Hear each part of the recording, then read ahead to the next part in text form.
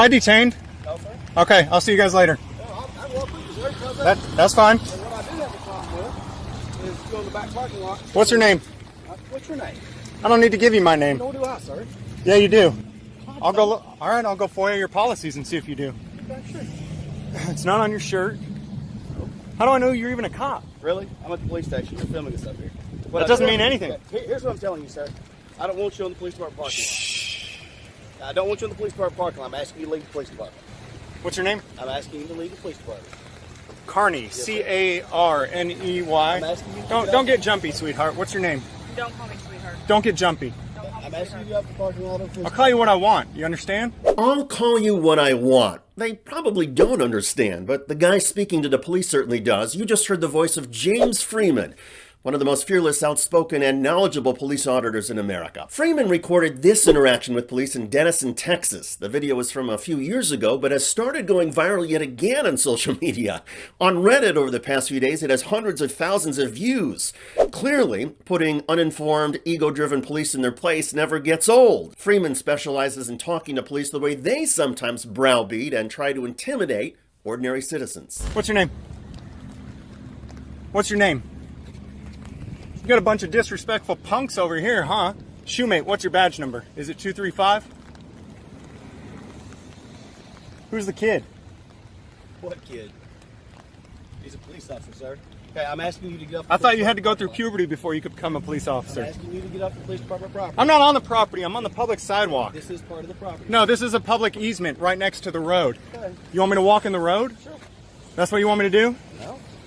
You do what you want to do, sir. At no point did Freeman actually step in the street. He knows that once he does something like that, the police could arrest him for jaywalking. So he turns down the police invitation and stays within the law. And to be clear, it is settled law that citizens can record and film police. Furthermore, the Supreme Court has ruled repeatedly that our First Amendment freedom of speech includes criticizing police, even using vulgarities, verbally or visually, and asking police to do things that are anatomically impossible. The courts have ruled that police can require a bystander or witness with a camera to stand 10 feet back from law enforcement officers, but criticizing a police officer and verbally badgering or haranguing them is protected speech and not interference. Now, to be clear, a lot of police officers do not know constitutional rights, and testing out your free speech rights could still get you in handcuffs if you face a police officer or group of police who do not like your attitude. And the risk of police abusing your rights will only increase if there are no cameras. But that's why James Freeman and other auditors are always recording and encourage the rest of us to always record our police interactions. The video does not lie, and the camera serves as a reminder to police that they cannot get away with things that they did 10 years ago. One other thing you may have noticed in this video, James Freeman repeatedly asked the cops to identify themselves through their name and badge numbers. These cops refused. And that is against department policy. Nearly every law enforcement agency in America requires police officers to identify themselves whenever asked.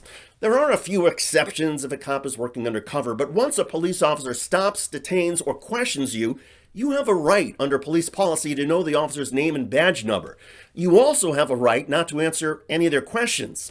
In other words, police are required to disclose their names, but citizens do not have to say anything. It's a little more complicated when you are the driver of a car who gets stopped for an alleged traffic violation.